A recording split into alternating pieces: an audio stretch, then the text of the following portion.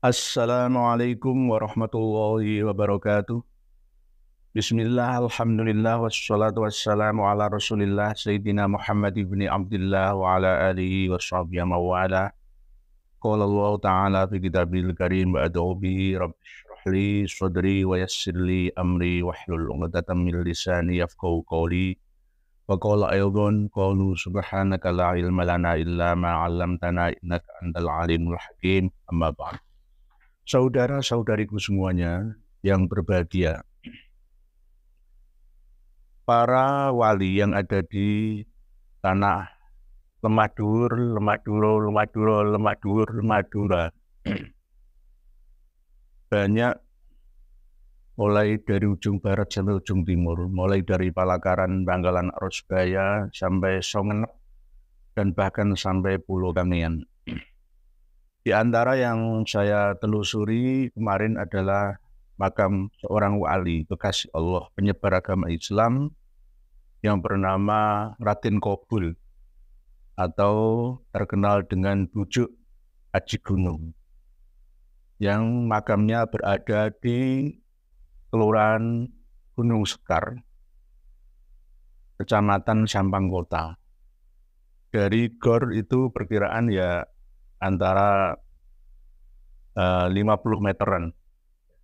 Dari pusat administrasi Kabupaten Sampang perkiraan 150 meteran, alun-alun baru dan kantor kabupaten sekaligus DPR di tingkat 2 Kabupaten Sampang, antara 150 sampai 200 meteran.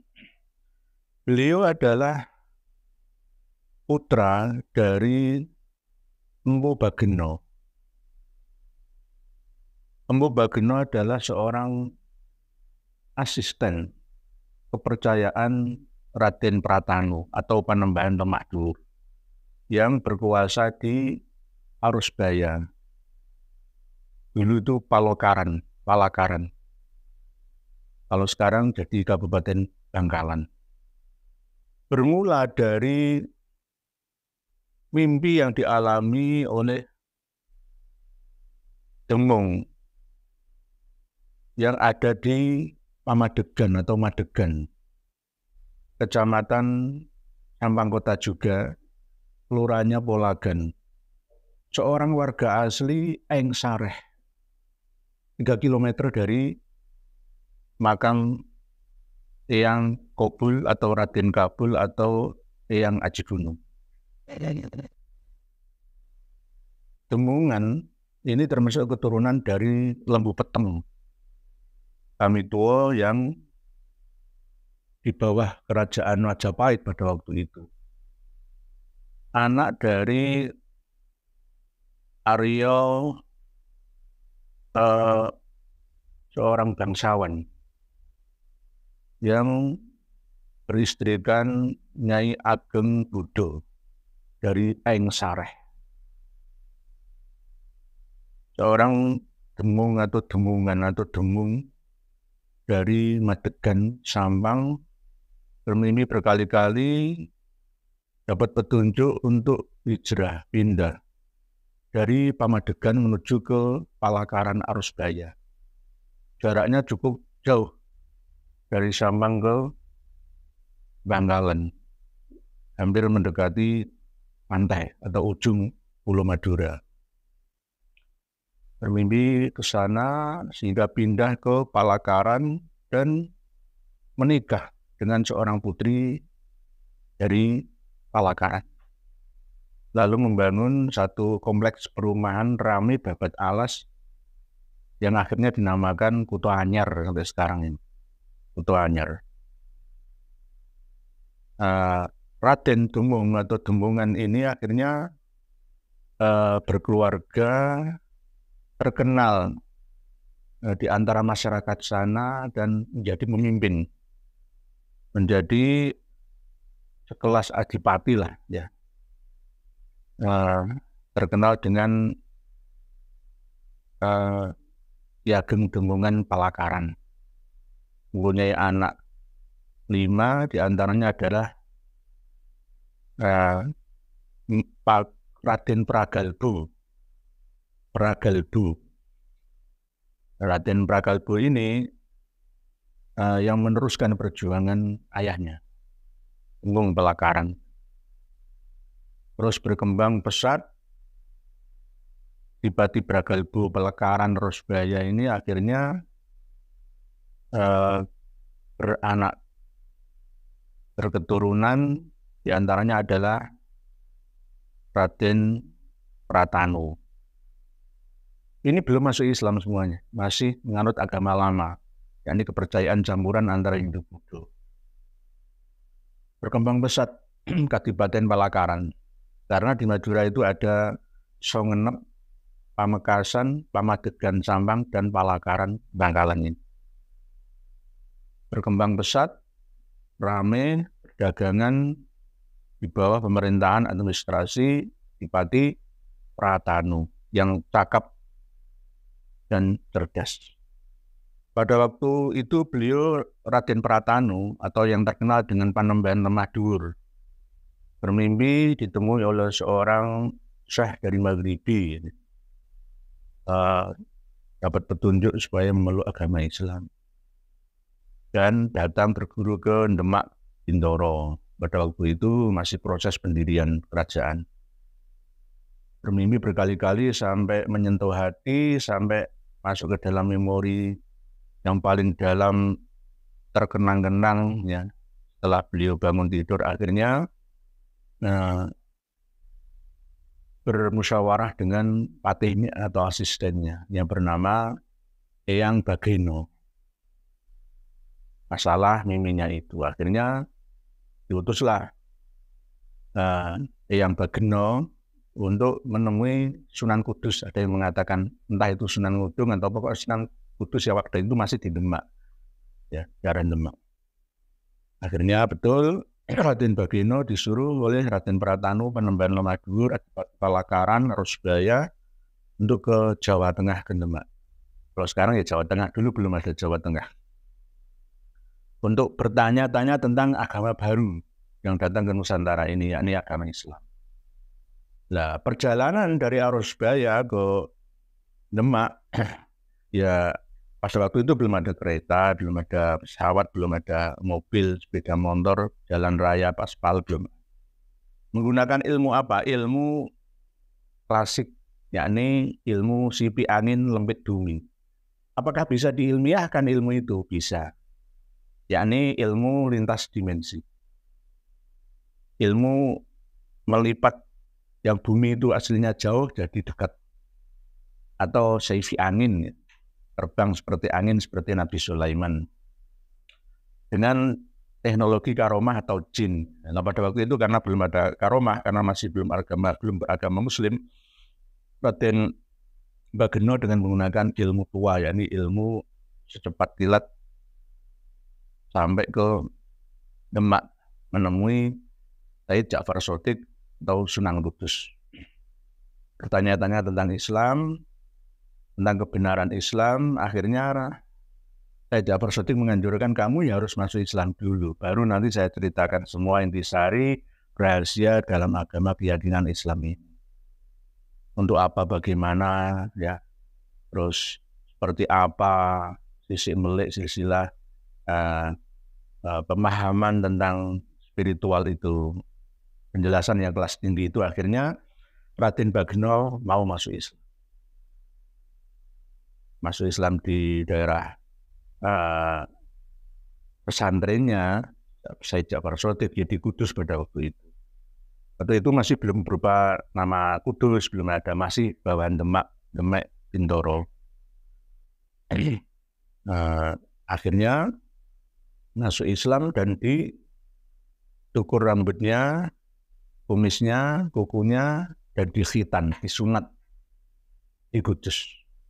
Lalu beberapa waktu berguru di sana, mendapatkan ilmu khusus, yakni ilmu install ke dalam memori, program ilmu cepat kilat, seperti ilmu wejangan gitu. Dipercaya untuk menyebarkan Islam ke daerah asalnya Rosbaya, Madura. Jadi apakah ilmu cepat itu ada? Ada. Seperti ilmu wejangan. Bisa diilmiahkan dengan flash disk yang diisi dengan berbagai macam program, aplikasi, dan materi-materi keilmuan yang ada. Di otak kecil, lalu nanti dijabarkan keluar ke dalam otak kiri dan kanan kita, alam bawah sadar dan alam sadar. Itu namanya ilmu wejangan, beatan lah. Ya. Akhirnya setelah selesai, Raden Bageno disuruh pulang kembali oleh Mbah Sunan Kudus untuk mengajarkan Islam di Arusbaya, Palakaran, Madura. Pulang ya juga dengan secepat kilat. Ini ceritanya kan begitu, kayak film lah ya. Ya ini bisa dipercaya, bisa tidak dipercaya, tetapi cerita itu ada. Pulang ke Arusbaya, menceritakan pengalamannya di Kudus, nyantri, kilatan ke Raden Pratanu Panembahan Lemah tentang Islam. Tapi justru Kri Pragalbu dan Raden Pratanu, Kri Pragalbu itu kan bapaknya Raden Pratanu, marah-marah. Kenapa kamu masuk Islam dulu tanpa izin aku? Tanpa izin abah saya. Marah-marah, akhirnya Kri Bagino katanya itu mau dibunuh, diusir dari istana kerajaan Kadipaten. Tapi akhirnya berubahlah pikiran dari Raden Pratanu dan Ki Pragalbu bapaknya Raden Pratanu. Akhirnya berikutnya malah justru Raden Pratanu masuk Islam. Karena berdasarkan cerita yang disampaikan oleh Ki Ageng Bageno atau Empu Bageno. Nah, untuk Ki Pragalbunya ini belum mau masuk Islam, masih memegang teguh agama lamanya. Katanya nanti aja ya, seperti paman Rasulullah itu, Abu Thalib ya, seperti itu. Sama seperti Brawijaya itu, yang masih mempertahankan agama lama.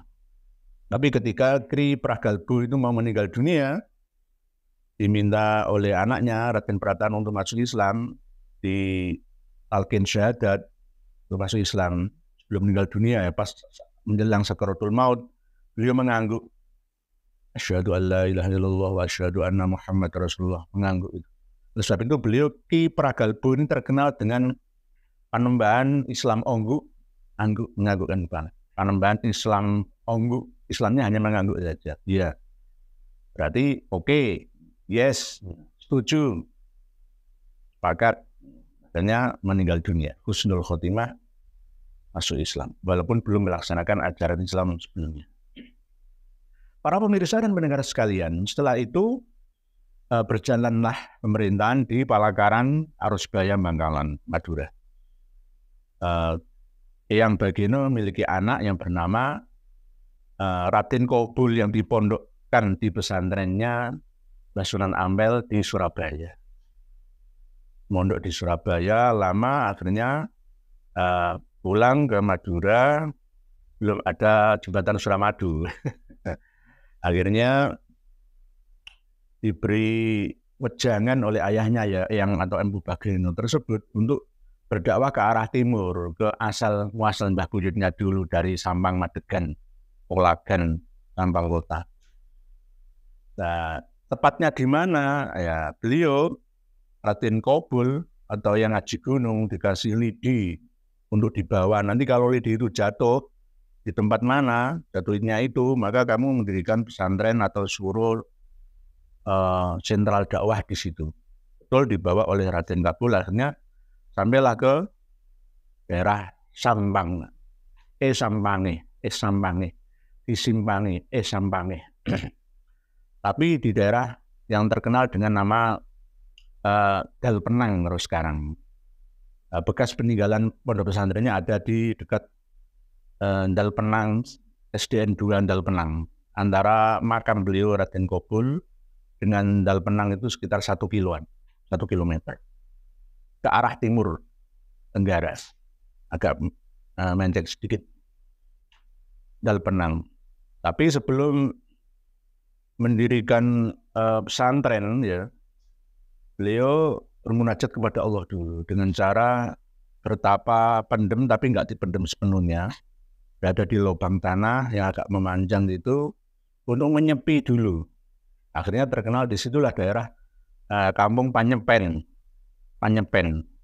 Dal Penang, Sampang Kota, dekat rumah kelahiran Trunojoyo, seorang pahlawan itu. Ada yang mengatakan pemberontak, ya, Kesultanan Jogja, tetapi juga seorang pahlawan, Trunojoyo. Museumnya masih ada dekat Dal Penang, Panyepen itu sekitar antara 100 meteran, 100 meter. Trunojoyo, ada monumen Trunojoyo. Bekas rumahnya ya ada di sekitar situ juga. Kelahirannya Trunojoyo juga di sekitar situ juga. Sekarang Trunojoyo diabadikan menjadi selain jalan-jalan yang ada di seluruh Indonesia, ada juga Uniro, Universitas Trunojoyo. Jadi dia seorang pahlawan walaupun kontroversial. Setelah itu mendirikanlah musola atau suro dan mendirikan pesantren. Lama-kelamaan banyak santri yang nyantri di Panyepen, Dal Penang, tempat di mana Yang Kobul atau Raden Kabul beraktivitas dalam dakwahnya, mencetak ulama-ulama terkenal dari Pamekasan, Omben, ya, Bangkalan, banyak kiai-kiai besar yang nyantri di Panyepen, Dal Penang. Santrennya Yang Kobul atau Raden Kobul, Yang Aji Gunung. Setelah itu beliau dimakamkanlah di pemakaman dekat dengan kalau sekarang Karangkemasan, dekat dengan GOR Gedung Olahraga Kabupaten Sampang di Kelurahan Gunung Sekar, Sampang. Beliau adalah seorang pejuang pendakwah yang mencetak wali-wali yang ada di tanah Madura. Terkenal dengan sebutan Eyang Aji Gunung. Ada dua jalan yang bernama Aji Gunung. Jalan Aji Gunung 1 dan Jalan Aji Gunung 2. Kalau dari arah Surabaya, ya tepatnya setelah GOR, ada jalan sekitar antara 100 meter belok kiri, masuk sekitar antara 120 meter sudah sampai di situ. Dan di situ banyak diziarahi oleh orang-orang, termasuk diantaranya kalau ada haul besar menjelang bulan puasa itu dihadiri oleh para pejabat daerah semua yang ada di Kabupaten Sampang.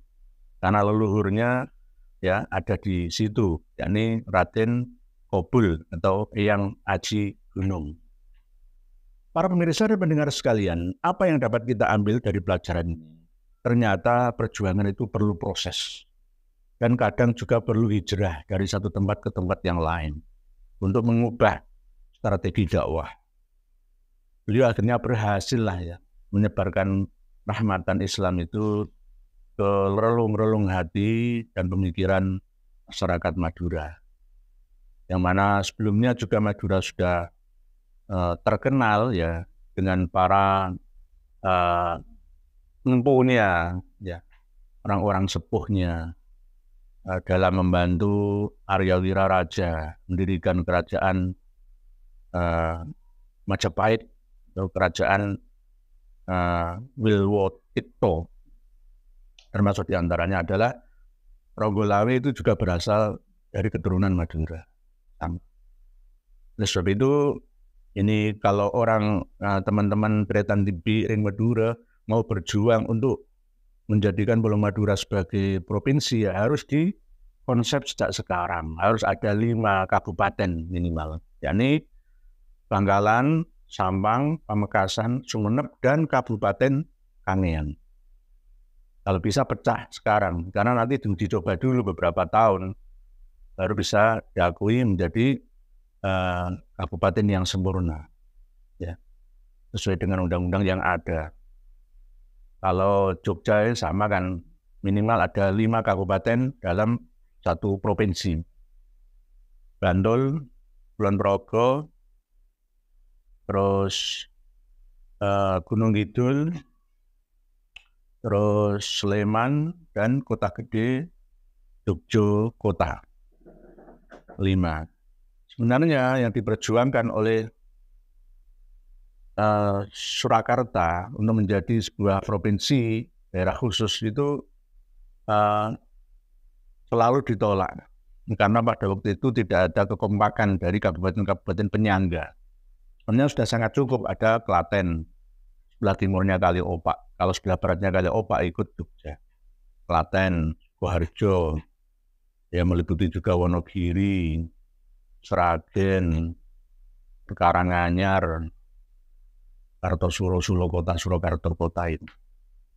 Jadi syarat menjadi satu provinsi itu harus ada 5 kabupaten penyangga. Oleh sebab itu saya sarankan Teritan Tibi Ring Medure untuk mengkonsep sejak sekarang. Kumpulkan kalangan akademisi, peneliti, dan juga ahli dalam administrasi. Perguruan tinggi kumpulkan semua untuk mengkajinya. Segera kalau memang mau dikonsep menjadi provinsi baru, Provinsi Madura. Jadi harus ada Kabupaten Bangkalan, Kabupaten Sampang, Kabupaten Pamekasan, Kabupaten Sumenep atau Songenep, dan Kabupaten Kangean, Pulau Kangean itu. Itu pulau besar itu. Pulau besar. Mungkin demikian yang dapat saya sampaikan. Semoga apa yang menjadi sirah perjalanan hidup manakib singkat dari Eyang Haji Gunung atau Raden Kobul dapat kita jadikan sebagai tauladan untuk perjuangan. Bahwa perjuangan itu tak pernah mengenal kata lelah dan tidak ada kata berhenti sampai husnul khotimah. Demikian, wallahu a'lamu bishawab. Akhirul kalam. Wassalamualaikum warahmatullahi wabarakatuh.